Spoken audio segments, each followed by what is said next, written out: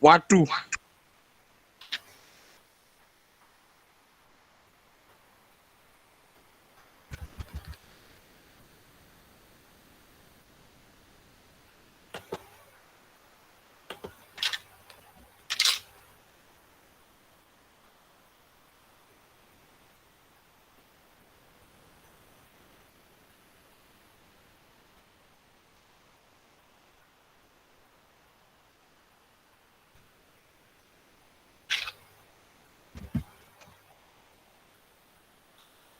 Maiki. Udah.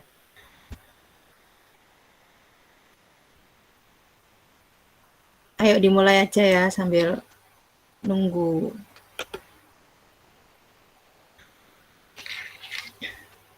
Assalamualaikum warahmatullahi wabarakatuh. Selamat pagi menjelang siang teman-teman semua. Gimana kabarnya hari ini? Baiklah, akan ketemu kakak. Alhamdulillah. Mbak Dewi jangan senyum-senyum ya Mbak Dewi. Waduh. Pinter-pinter ya adik-adik. Alhamdulillah kalau sehat semua. Harapannya Mbak Revi juga semuanya dalam keadaan sehat, dalam keadaan bahagia. Bahagia kan ya semuanya? Bahagia dong. Bahagia. Lulu, itu Alhamdulillah. sifat Luar sama biasa. siapa itu? Allah Akbar ya. Yeay.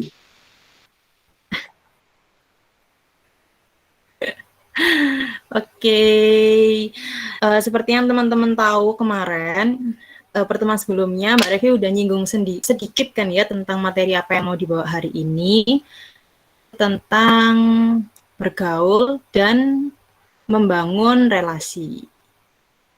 Mbak Bayi boleh share screen sekarang.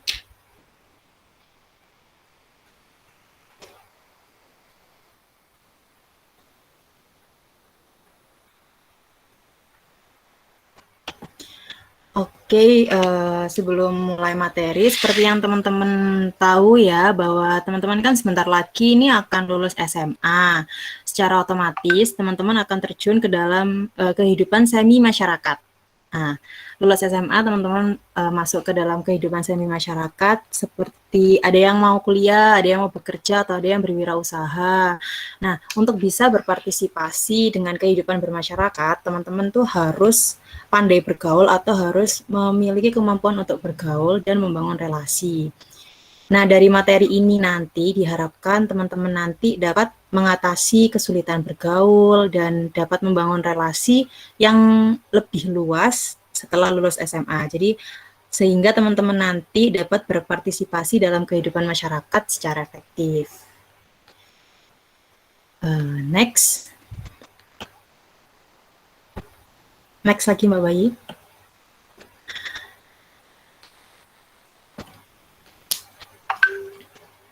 Next lagi Mbak Bayi. Nah, karena waktunya sangat mepet, mungkin saya akan menjelaskan pembahasan kali ini benar-benar harus nge-rap ya teman-teman.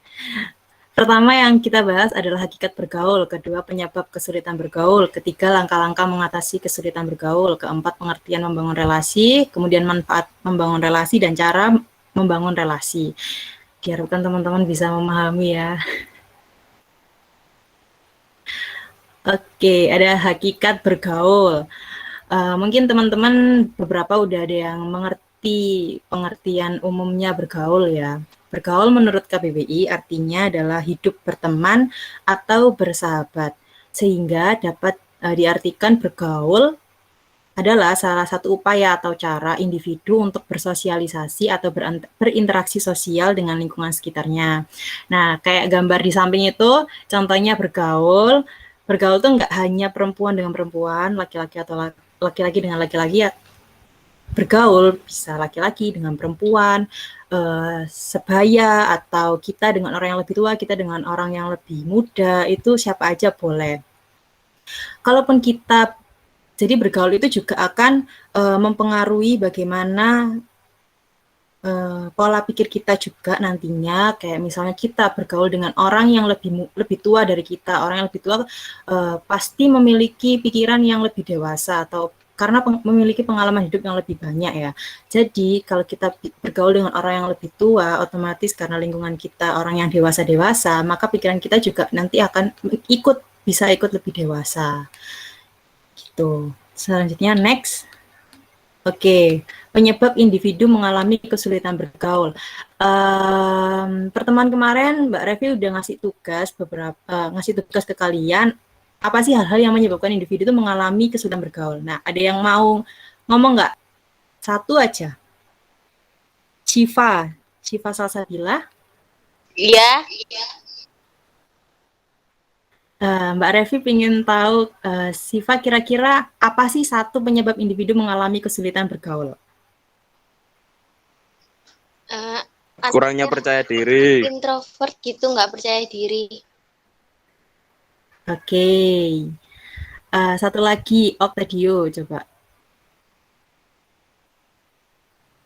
Salah satu penyebab. Ya. Penyebab apa tadi?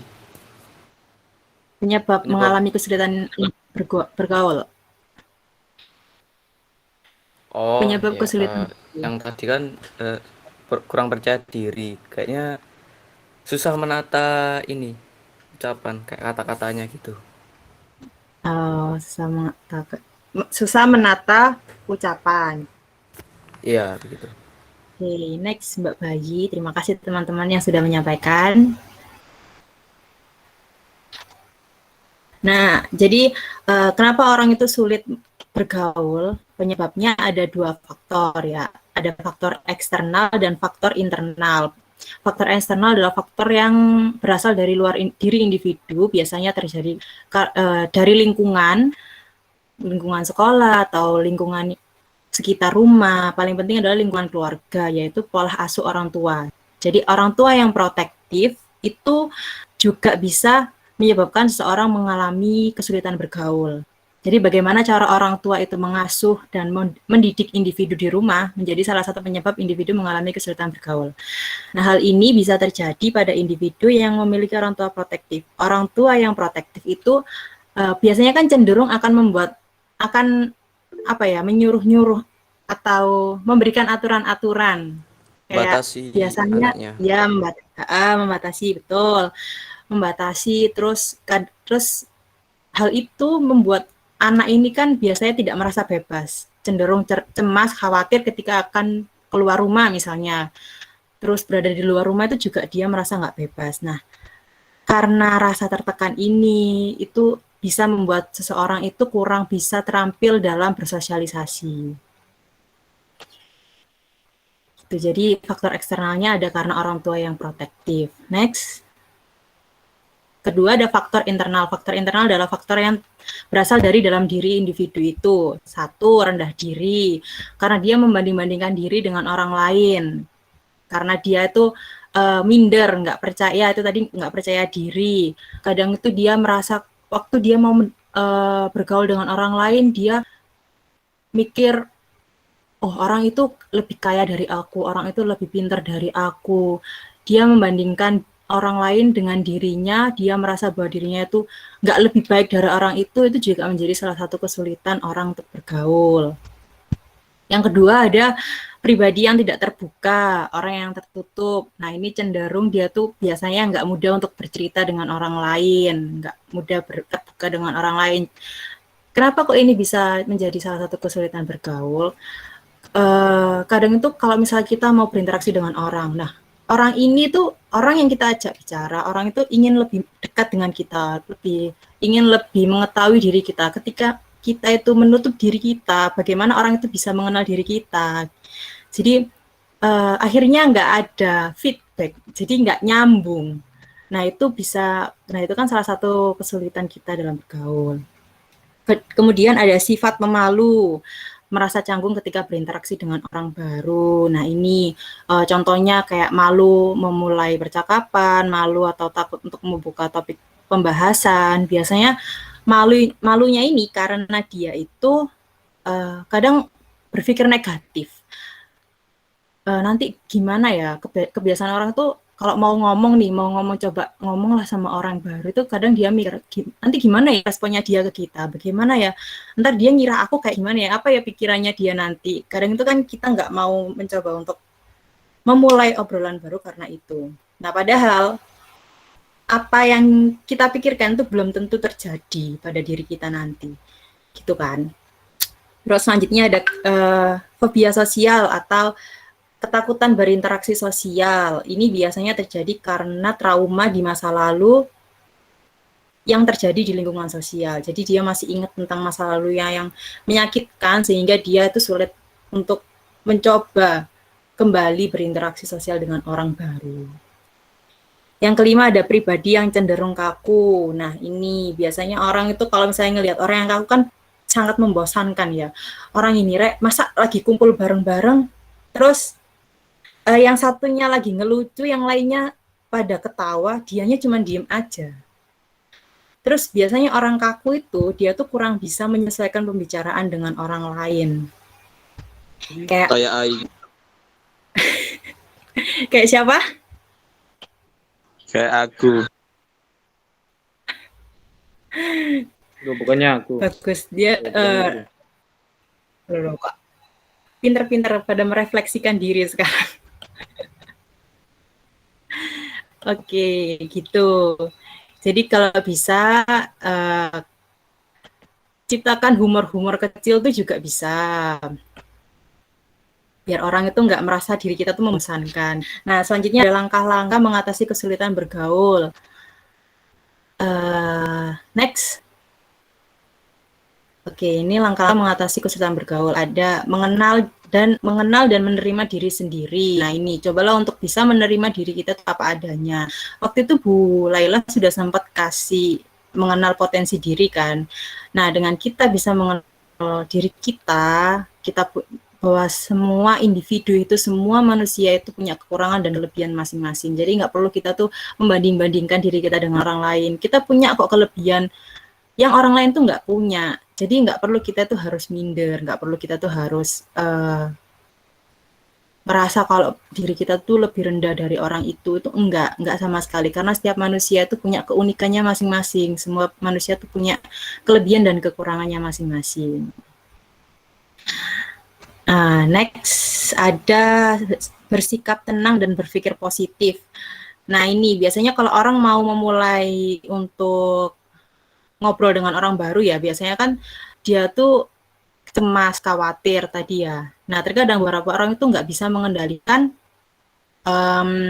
dirinya sendiri. Nah, cobalah buat tenang, terus berpikir positif, rileks.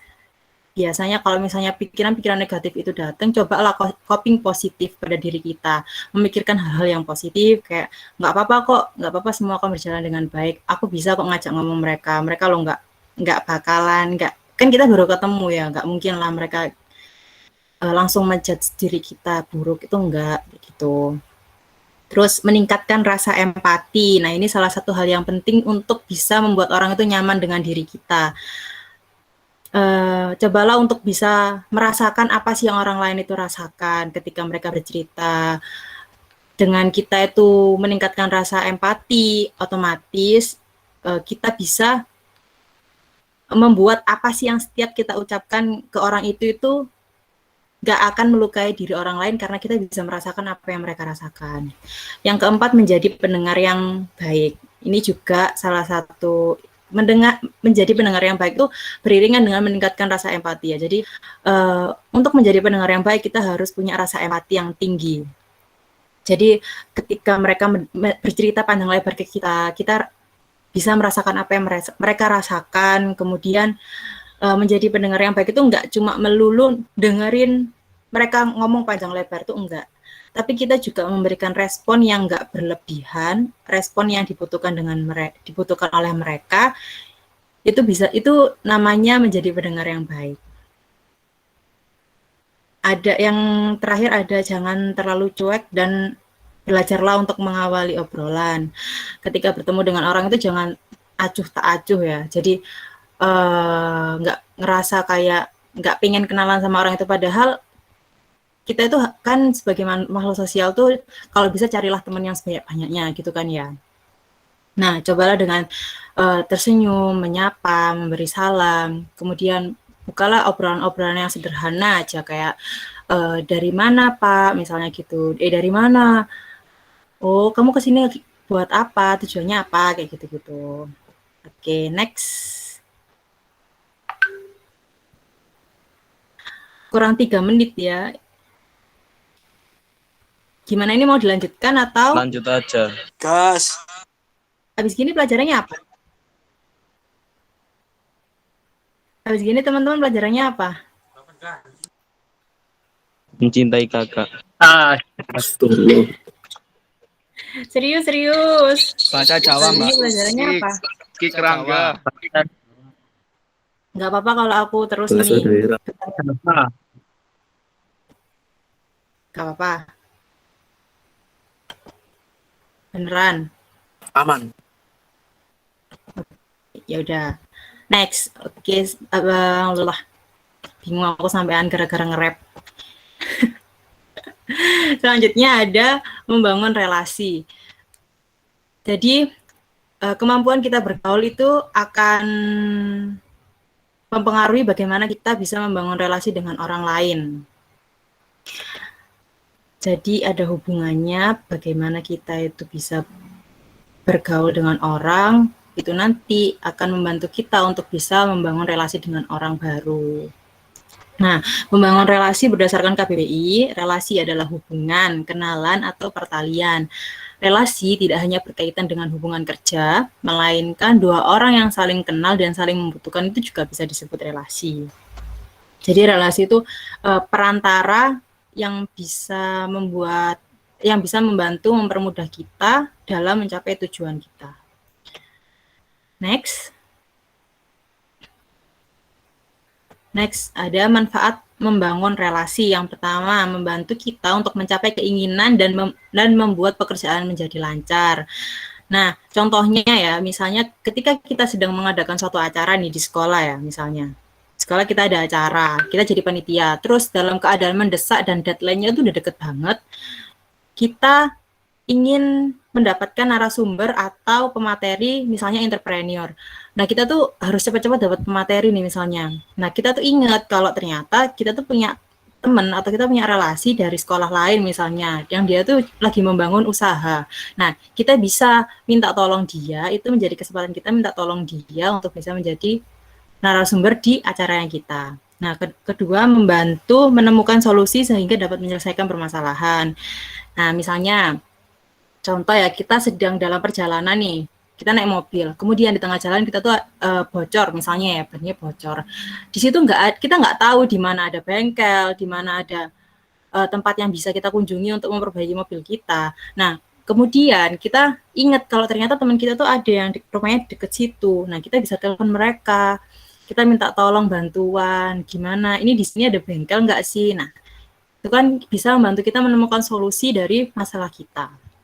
Yang ketiga, ada hubungan dengan teman lama akan berguna di kemudian hari ya. Sama kayak itu tadi ya. Kayak teman lama itu berguna banget memang buat kita nanti ke depannya. Kalau misalnya kita ada butuh sesuatu, nah itu kita bisa hubungi mereka. Nah, kemudian ada membantu memahami karakter setiap orang. Mengapa membangun relasi itu dapat membantu memahami karakter orang? Karena ketika kita membangun relasi seluas-luasnya nih ya, kita akan bertemu dengan berbagai macam karakter individu, berbagai macam sifat orang.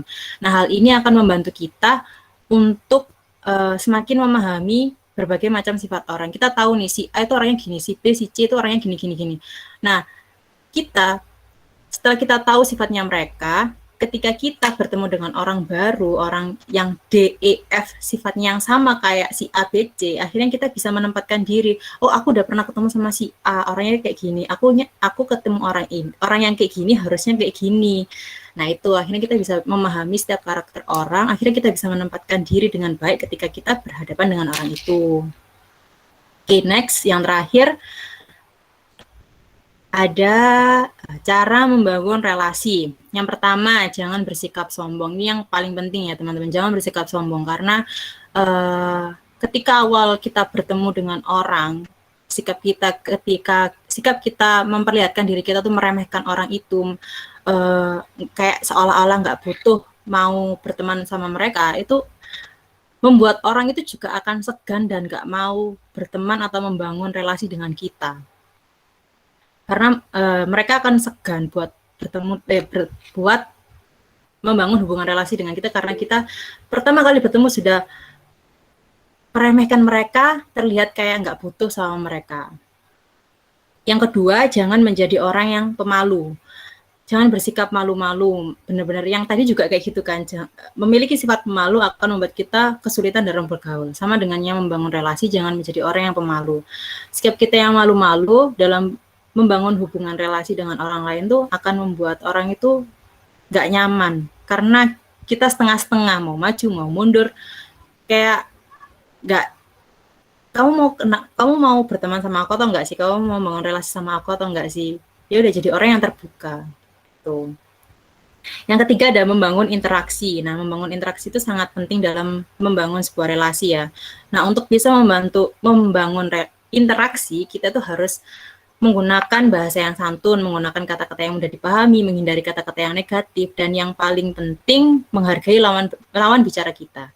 Nah, dengan begitu kita bisa membangun relasi dengan orang itu. Yang keempat ada pahami kebutuhan relasi. Nah, jadi sebelum kita itu membangun relasi dengan orang, kita tuh harus tahu kebutuhannya orang itu apa juga. Jadi perlu diingat ya teman-teman, sebuah relasi itu kan nggak take and give. Jadi nggak cuman aku menerima, orang itu memberi, nggak cuman kayak gitu, tapi give and give. Aku memberi dia juga memberi aku. Dua pihak itu harus saling menguntungkan.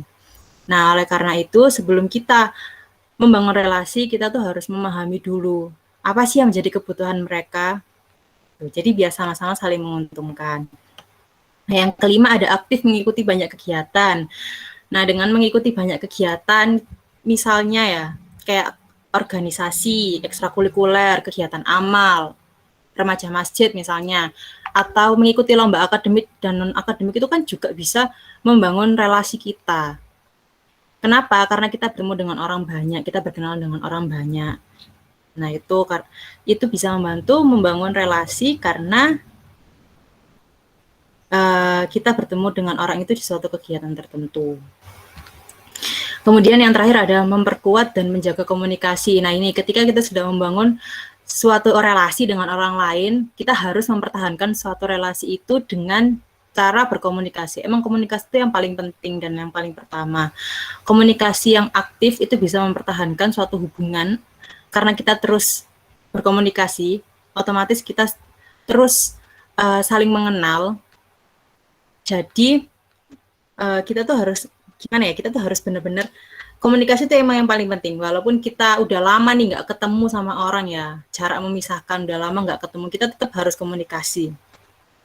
Jadi ketika kita butuh orang itu udah ada buat kita, karena kita terus berkomunikasi, kita tetap menjalin silaturahmi, pertalian kita nggak putus karena kita tetap komunikasi. Nah, komunikasi itu kan nggak selalu harus tatap muka ya. Sekarang kan udah dunia maya, kamu punya akun media sosial. Nah, itu bisa lewat media sosial kita tetap bisa menjalin silaturahmi dengan komunikasi. Gitu. Oke. Next, udah selesai. Terima kasih. Ada yang ditanyakan? Ya Allah, nge-rap. Ngas-ngasan aku capek. Ada yang ditanyakan, teman-teman? Tanya. Siapa?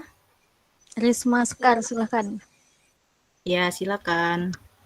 Jadi kalau misalnya ada seorang yang punya orang tua itu kayak protektif banget nih. Kemana-mana ditanyain, kamu kemana, Mbak? Kamu ke sana barang siapa, sama apa aja, urusannya apa aja, bla bla bla, segala macam pertanyaan yang bikin anak ini menjadi males keluar, males kayak bersosial dengan orang lain gitu. Bahkan ketika anak ini dibolehkan untuk keluar, itu di bawah itu pengen pulang, karena sudah terbiasa kayak buat apa gitu loh. Itu caranya biar anak ini tetap maksudnya punya banyak relasi, bisa tetap bersosial dengan baik meskipun kondisi orang tua yang mengekang protektif ya. Jadi gimana?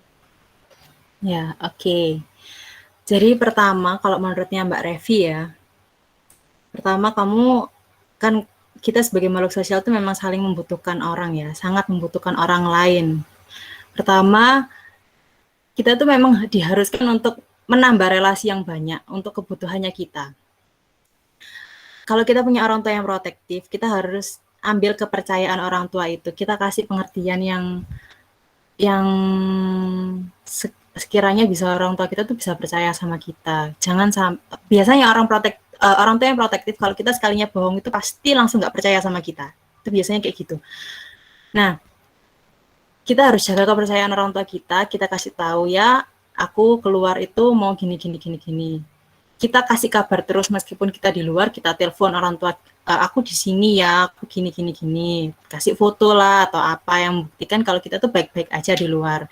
Tapi kalau kita udah terbiasa ya memang kadang kita terbiasa ya, akhirnya kita di rumah terus.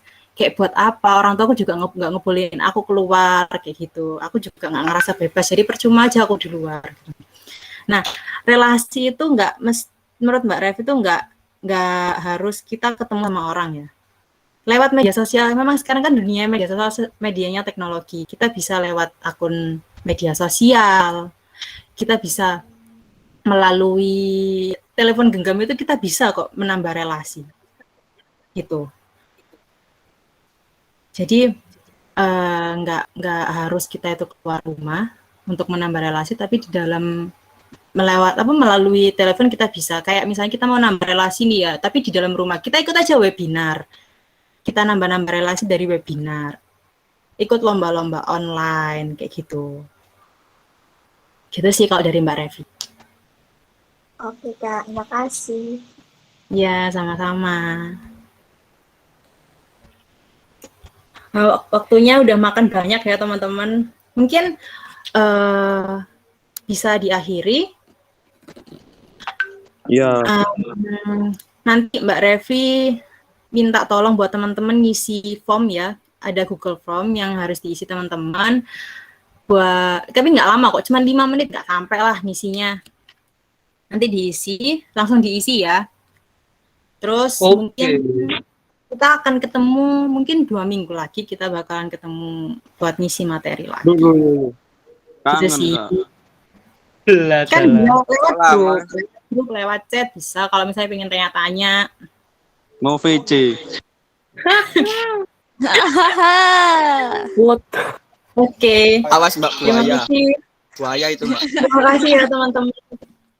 Karena waktunya sangat mepet, sangat dikit, jadi kita nggak bisa banyak-banyak ngobrol. Kalau udah materi gini malah Mbak Revi yang cerita panjang lebar, kalian nggak bisa ngomong. Sedih.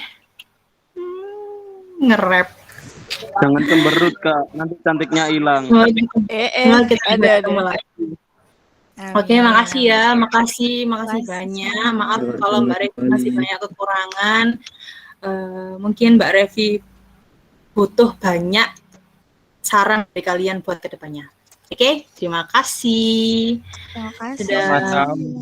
Sama-sama Kak. Terima kasih. Assalamualaikum warahmatullahi wabarakatuh. Waalaikumsalam. Terima kasih. Terima kasih Semangat. semuanya. Hati-hati Belajar. di jalan.